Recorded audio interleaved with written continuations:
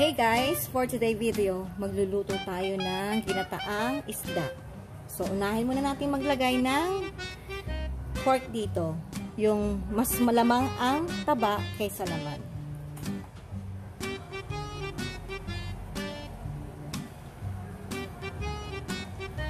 Para mas sumarap ang ating ginataang isda.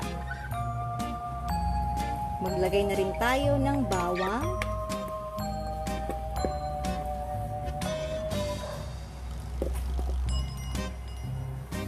At luya. At naglalagay din ako ng kamyas na tuyo, guys.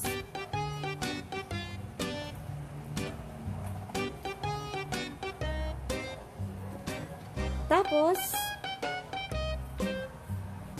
at ngayon, isunod na natin ang isdang tulingan.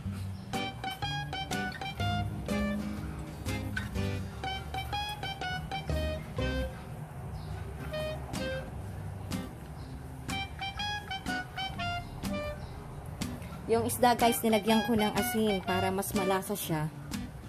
At isang tabi naman natin ang isdang matambaka.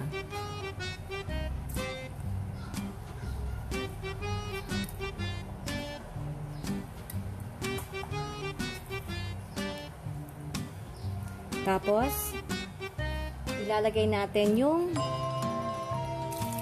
pangalawang gata.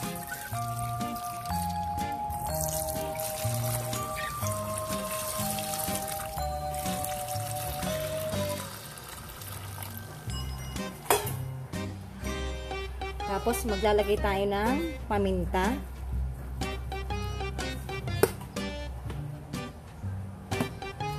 At syempre, naglalagay din ako dito ng suka.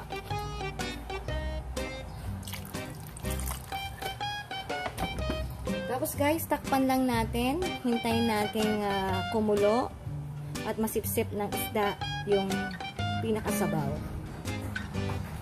Siguro maghintay tayo ng 15 minutes.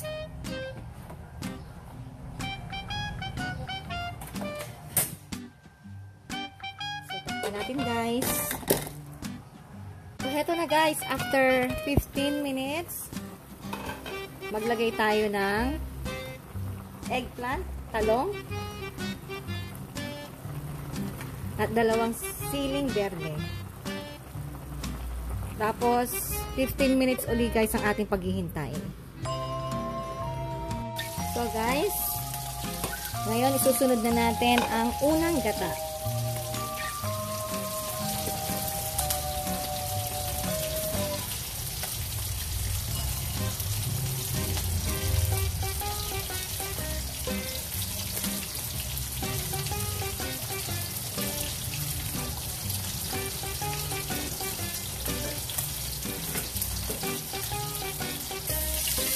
Tapos, lagay tayo ng magic sarap. Takpan lang natin at maghintay tayo ng 10 minuto sa medium heat.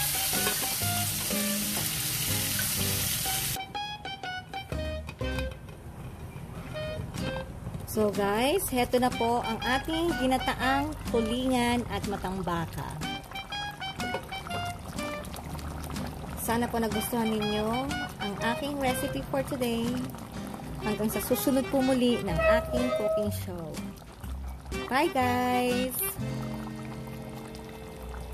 Ginataang tulingan at matambaka.